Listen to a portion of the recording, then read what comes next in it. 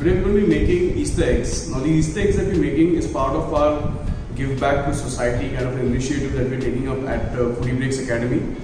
This is going to be part of, this is going to be in two parts. This particular Easter egg demo that we're doing is in two parts. The first part is we're going to be making a shell with these plastic molds. Now we chose these plastic molds because they're cheaply available and they're reusable over time, so you can definitely buy this and use it for a couple of Easters. Now these are, our molds are about 4 Easters old, so really good enough to use and very cheap and very widely available. So we didn't want to have something that is expensive, that is something that you cannot make at home.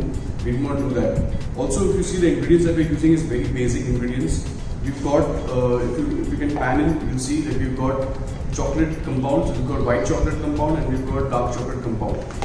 You can use any brand, I mean all the brands are really good enough, so you can use any brand. We've got some pre-made ganache as well for our mousse.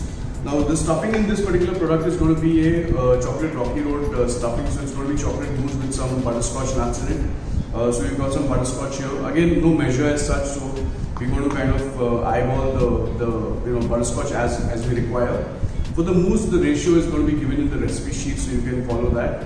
It's going to be a completely eggless product that we've got here today, so anyone can enjoy it. So without waiting anymore, we're going to get cracking with the Easter egg recipe. Let's go.